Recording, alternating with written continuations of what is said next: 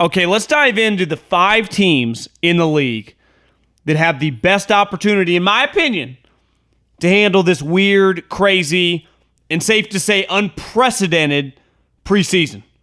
I think it's clear, like I just talked about, no preseason games. It doesn't make sense because there was talk maybe they'd have one preseason game. It didn't make sense to have one preseason game for the league.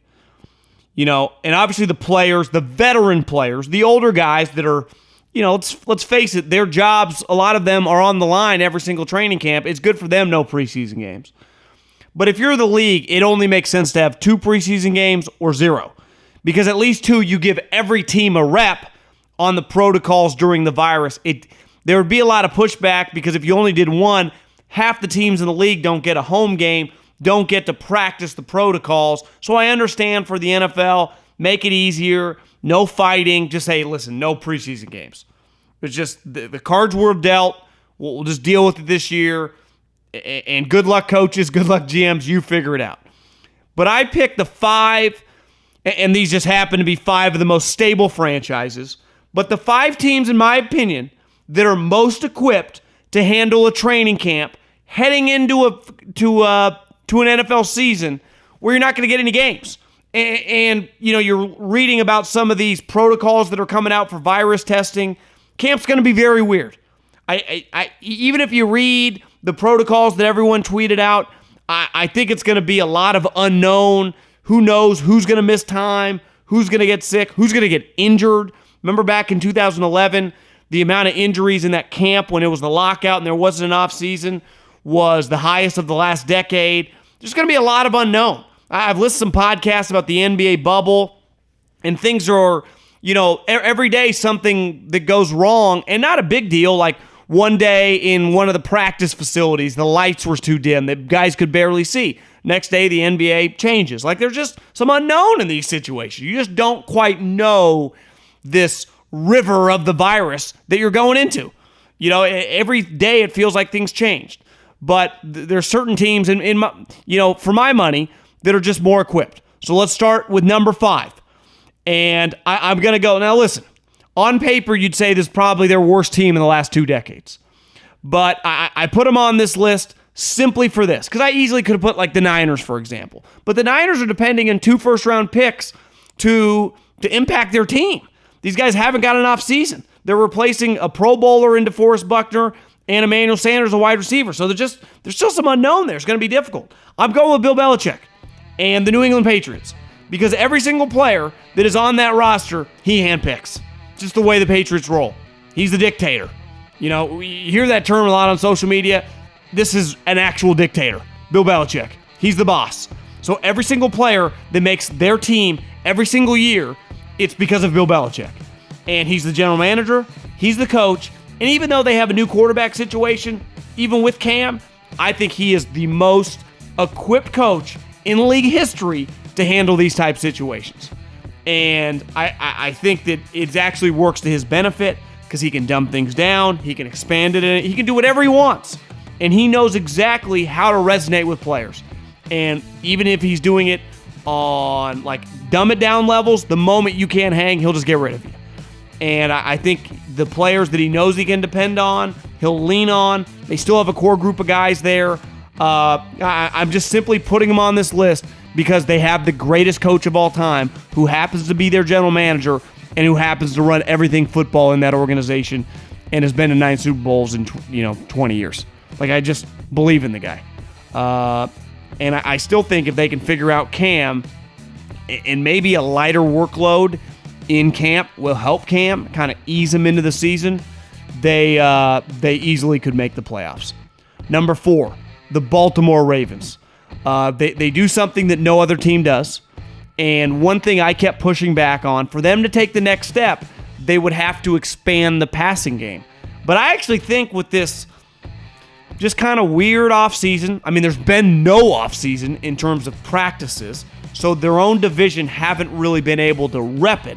Now, I would imagine all the coaches, on the Bengals, on the Steelers, on the Browns, and teams on, that are on their schedule have isolated them and tried to spend some time over the last 5 or 6 months developing some game plans. But it's one thing for the coaches to know what to do. It's another thing for the players to know what to do. And one thing every team would do for a team like the Baltimore Ravens, they would set aside some practices in OTAs and definitely in training camp to rep it out. And that probably won't be feasible this year. So they have a huge advantage just because they have a unique offense. They have a ton of guys coming back on defense. Their core group of players are all in their mid to early 20s. Their coaching staff did not change at all. They have Harbaugh, they have Wink Martindale, they have Greg Roman.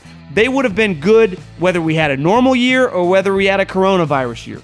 But in this type of year with, DaCosta and Harbaugh, they've worked together for years. They're on the same page. The majority of their team, most Ravens fans could probably write out, probably get 48 of their 53-man roster. It's a relatively easy team to envision.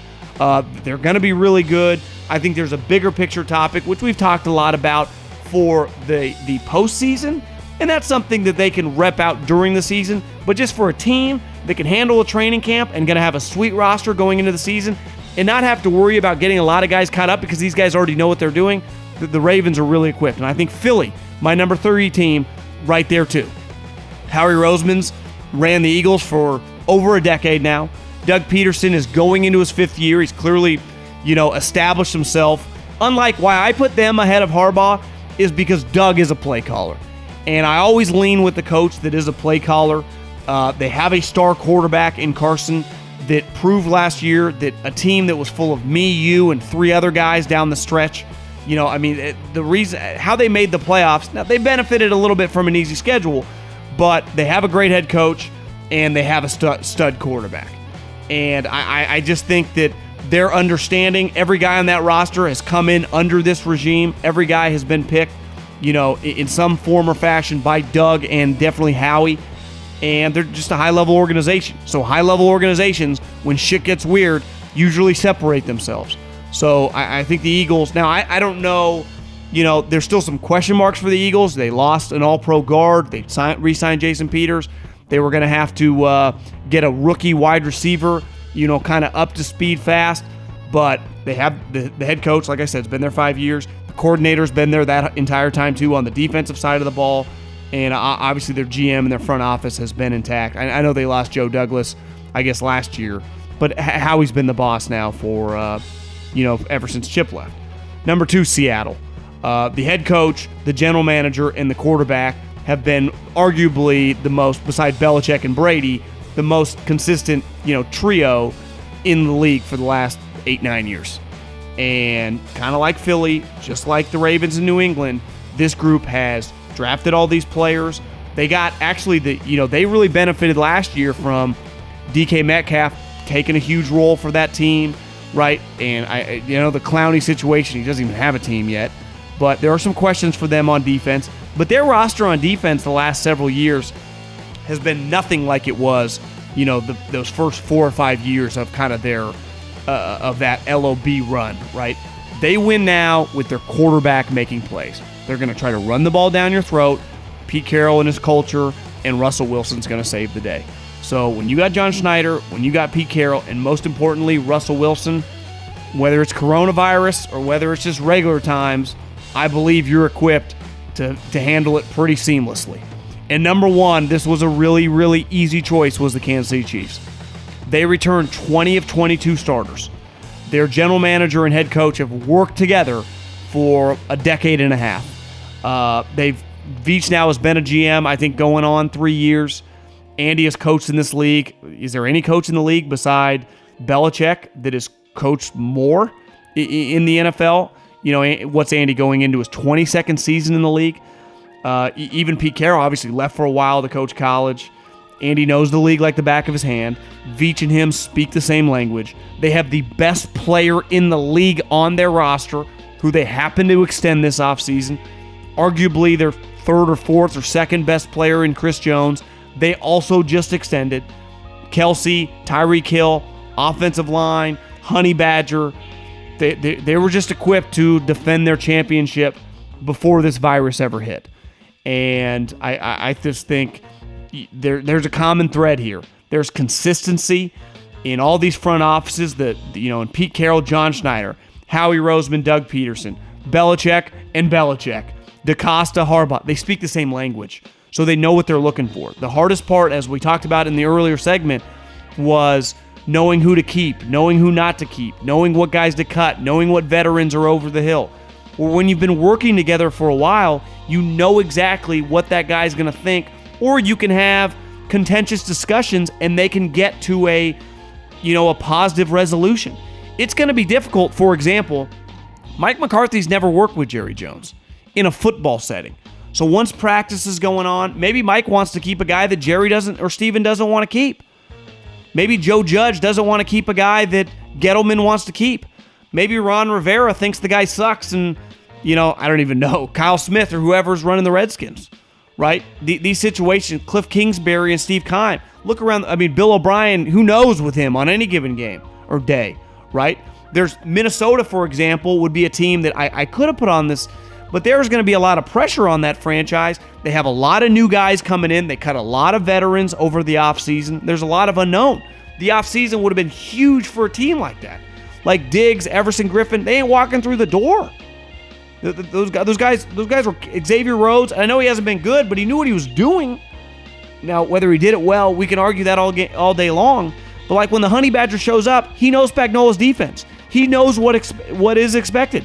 Bobby Wagner can tell every guy exactly what Pete and Russell and John Schneider and get everyone on the same page.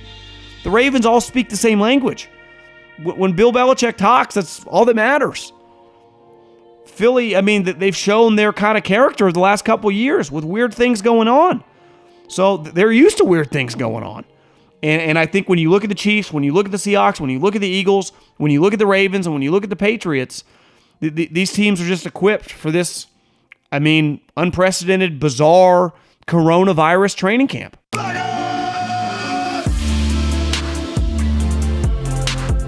What's up, everybody? My name is John Middlekauff, and I host a show for Colin Cowherd called 3 and Out on his podcast network. You can subscribe to wherever you listen to your podcast. I worked in the NFL as a scout for Andy Reid and Howie Roseman, and I've been talking about football for the last 7 years. If you like your football talk, raw and unfiltered, no BS, I'm your guy. Subscribe to 3 and Out right now.